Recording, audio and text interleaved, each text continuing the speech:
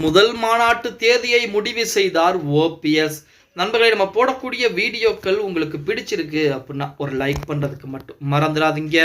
அதிமுகவிலே ஒரு காலத்திலே மிக மிக ஒரு முக்கியமான நபராக கருதப்பட்டவர் தான் ஓபிஎஸ் அவர்கள். ஆனால் துரோகத்தின் வெளிப்பாடு, பதவி ஆசை, அதன் காரணமாக வெளியேற்றப்பட்டார் அப்படிங்கிற தகவல் நம்ம அனைவருக்கும். வெளியேற்றப்பட்டதிலிருந்து இன்று வரைக்கும் சட்ட போராட்டத்தை முன்னெடுத்துக் கொண்டுதான் இருக்கிறார் ஓபிஎஸ் அவர்கள். இருந்த போதிலுமே விதி அவருக்கு சாதகமாக அமையல அப்படின்னு தான் சொல்லி பாஜகவை நம்பினார். பாஜகவையும் கைவிடக்கூடிய ஒரு சூழலில் இருந்து இப்படிப்பட்ட ஒரு சூழலில் ஓபிஎஸ் அடுத்த கட்டமாக ஒரு புதிய அத்தியாயத்தை தொடங்கி இருக்கிறார். அதாவது புதிய கட்சியை தொடங்கி இருக்கிறார்.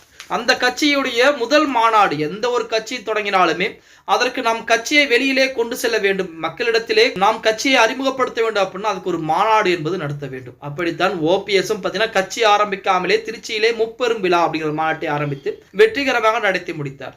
அதே போலத்தான் தற்போது பார்த்தீங்க அப்படின்னா நமது ஓபிஎஸ் கட்சியை பதிவு செய்து விட்டார். தேர்தல் ஆணையம் அங்கீகாரம் கொடுத்த பின்பு அதிகாரப்பூர்வமான அறிவிப்பை வெளியிட்ட உடனே அடுத்த கட்டமாக மாநாடு நடத்தவும் திட்டமிட்டு அந்த மாநாட்டை பொறுத்த வரைக்கும் மிகப்பெரிய அளவிலே மதுரையிலே அதிமுக நடத்திய மாநாட்டை விட ஒரு மடங்கு அதிகமாக மிகப்பெரிய அளவிலே மாநாடு நடத்த இருக்கிறார். நமது நடிகர் விஜய் அவர்கள் நடத்திய மாநாட்டை காட்டிலுமே ஒரு மடங்கு மிகப்பெரிய அளவிலே மாநாட்டை நடத்த வேண்டும் அப்படிங்கிற முடிவிலே தற்போது அதற்குரிய வேலைப்பாடுகளில் இறங்கி இருக்கிறார். அதற்கென்று ஒரு புதிய குழுவையும் நிர்ணயித்திருக்கிறாராம் நமது ஓபிஎஸ் அவர்.